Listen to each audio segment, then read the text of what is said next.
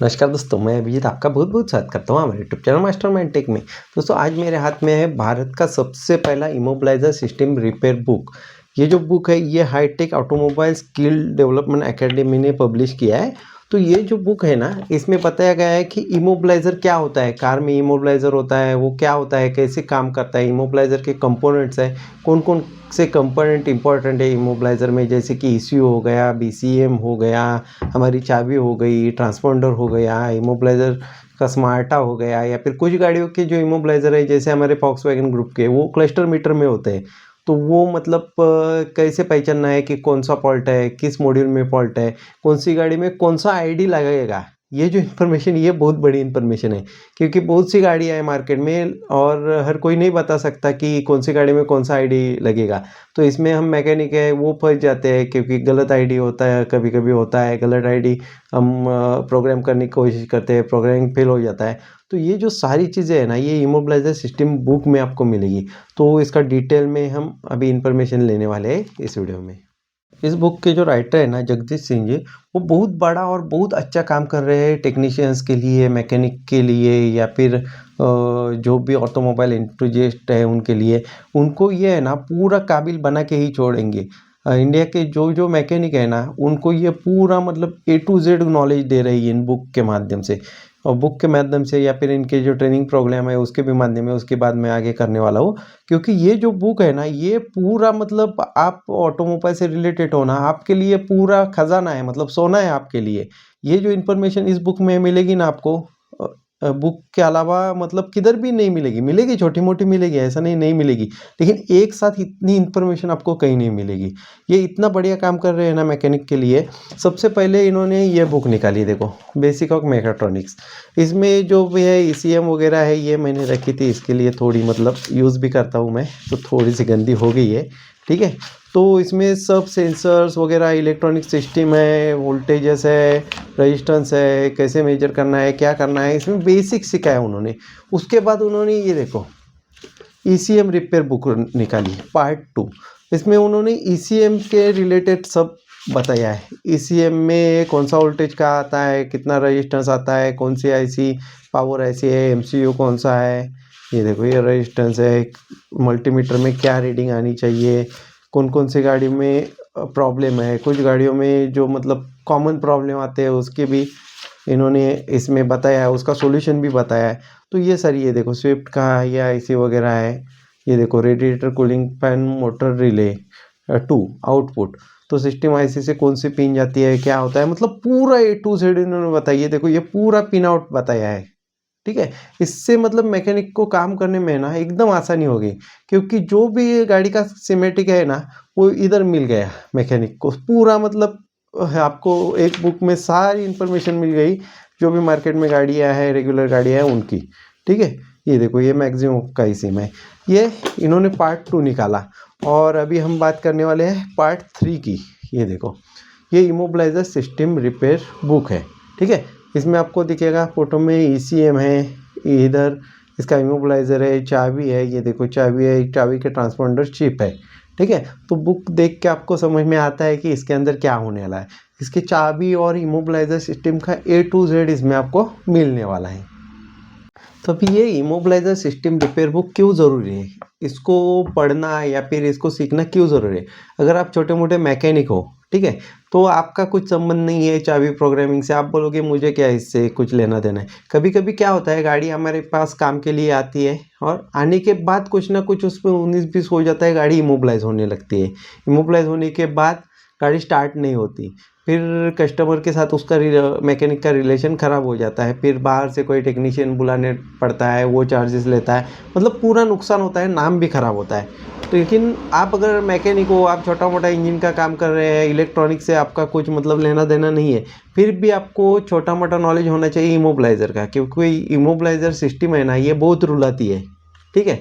तो आपको भी छोटे मोटे प्रॉब्लम है ये सॉल्व करने आनी चाहिए। वो भी छोड़ो, आपको क्या नहीं करना है ये भी पता होना चाहिए। ये बुक में लिखा है कि क्या नहीं करना चाहिए, क्या करने से इमोबिलाइज हो सकती है गाड़ी, क्या करने से गाड़ी स्टार्ट होना बंद हो सकती है, चाबी है, उसकी केसिंग बदलते समय जो ट्रांसपॉन्डर चिप है वो कभी कभी डैमेज हो सकती है। ठीक है, तो ये छोटी सी बात है, लेकिन बहुत से लोगों को ये पता नहीं होती, चाबी का जो केसिंग बदलते हैं तब ट्रांसपॉन्डर चिप है वो डैमेज हो गई और गाड़ी बंद पड़ गई, तो कस्टमर क्या बोलेगा कि मेरी गाड़ी तो चालू थी, मेरी जैसी थी वैसे करके दो। तो कैसे दोगे आप करके? तो आपको पहले ही पता है कि केसिंग बदलते समय या फिर जो केस है हमारे रिमोट की जो बॉडी आती है वो बदलते समय चिप डैमेज हो सकती है, तो उसको ध्यान से करना है। तो ये इस बुक में सब लिखा है क्योंकि क्या क्या केसेस होते हैं गाड़ी इमोबिलाइज होने के।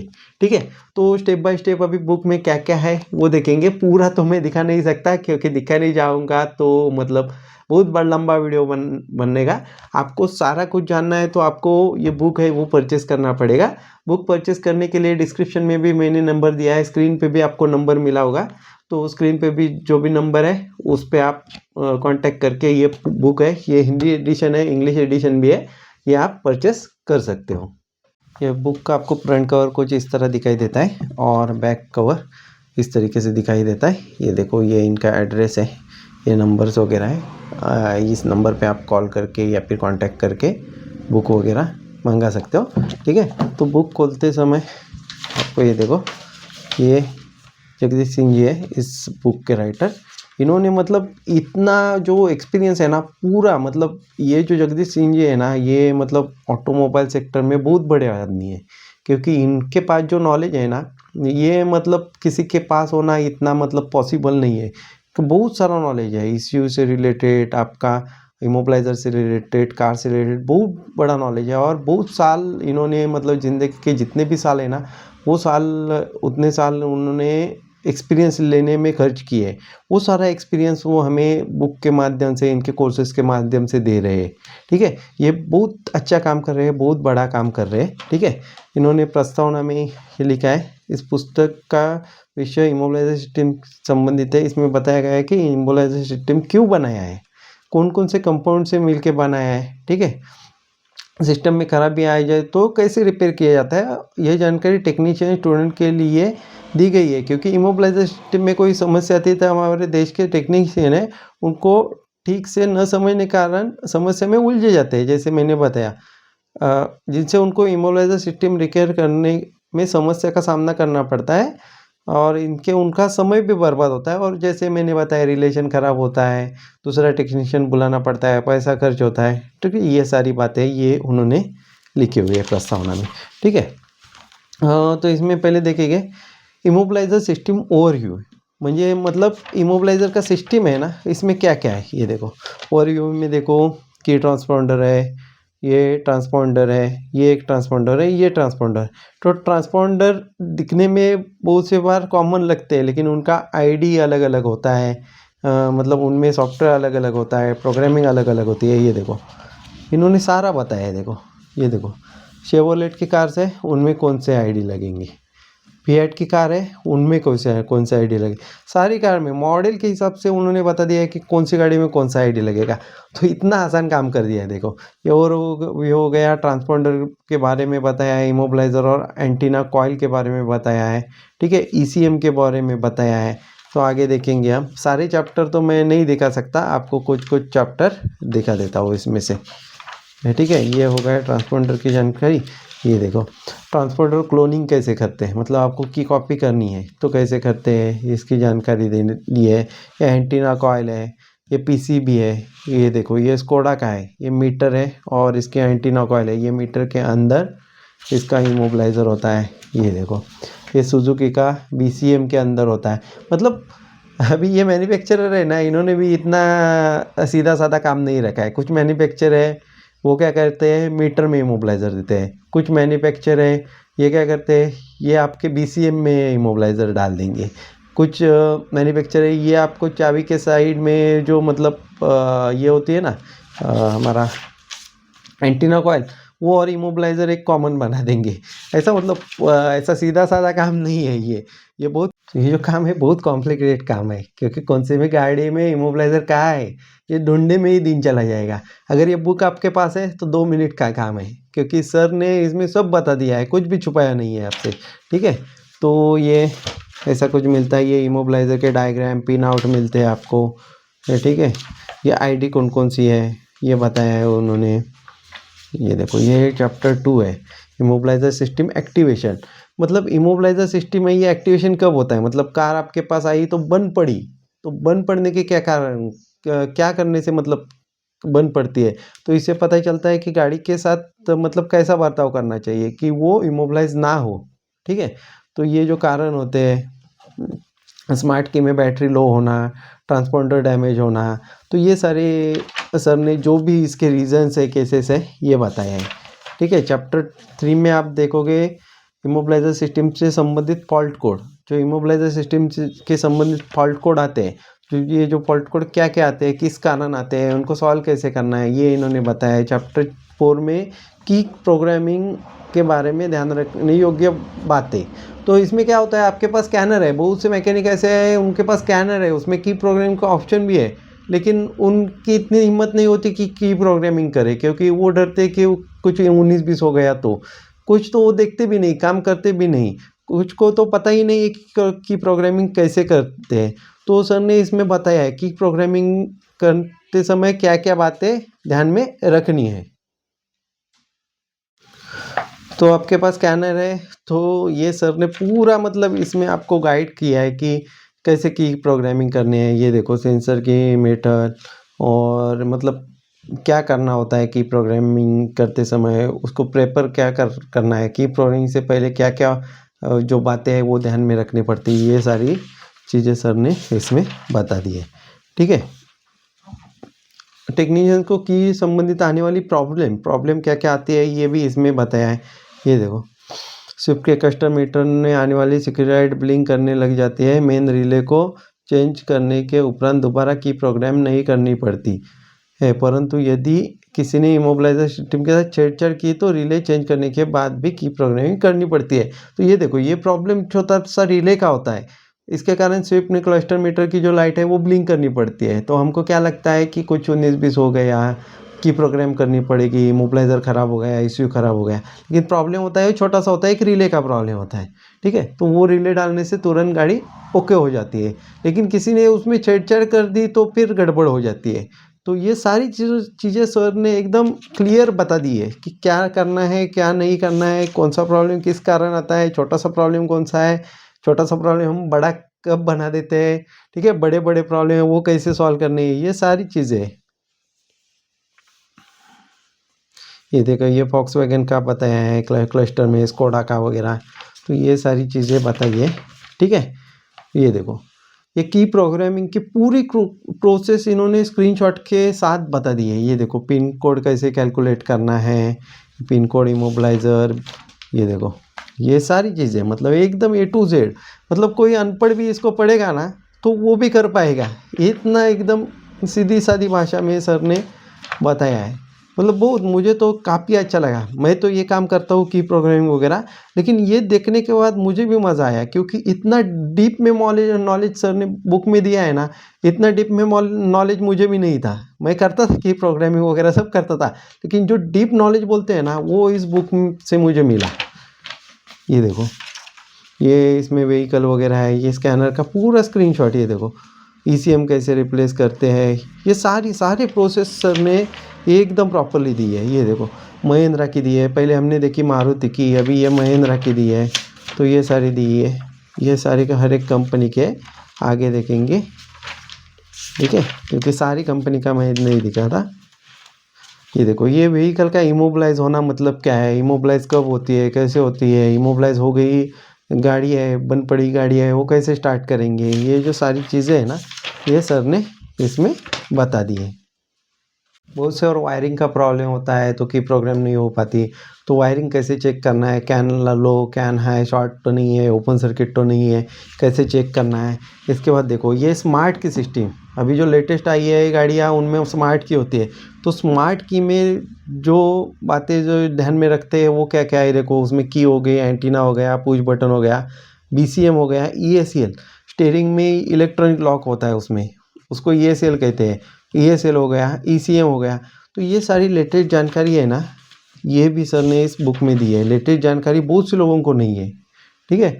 तो ये इस बुक में सारी जानकारी है। ये देखो, ये एंटीना कॉइल का ये कितना होना चाहिए, रेजिस्टेंस कितना होना चाहिए, ये सब है। ईपीरॉम के बारे में सर ने बताया है, क्योंकि सब डाटा होता है ना, ईसीयू का ले लो आप, मीटर का ले लो या फिर बीसीएम का ले लो, सब में आपको ईपीरॉम मिलता है और उसमें ही सारा डाटा छुपा होता है।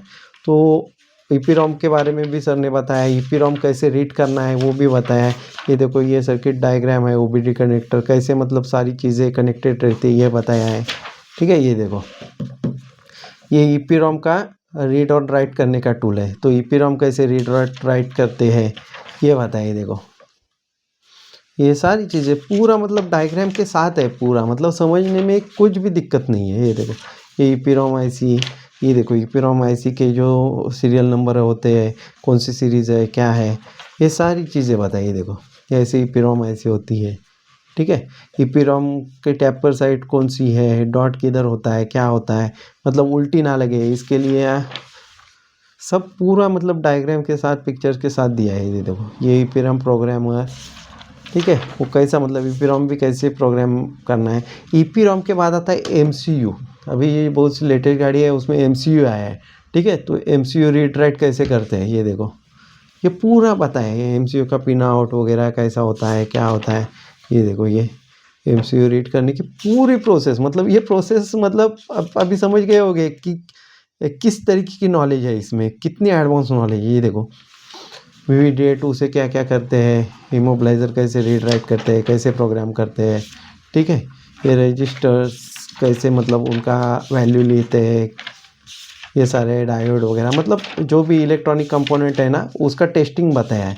क्योंकि आपको मतलब अभी इमोबलाइज़र समझ गए आप, क्या प्रॉब्लम आती है वो समझ गए, आपको रिपेयर करना भी आना चाहिए। इसके लिए सारी मतलब बातें, रेजिस्टेंस कैसे होता है, आईसी से मतलब रीडिंग कैसे लेते हैं, या फिर डायोड से कैसे रीडिंग लेते हैं, कॉइल में कितना रेजिस्टेंस आना चाहिए, ये सारी बातें बताई।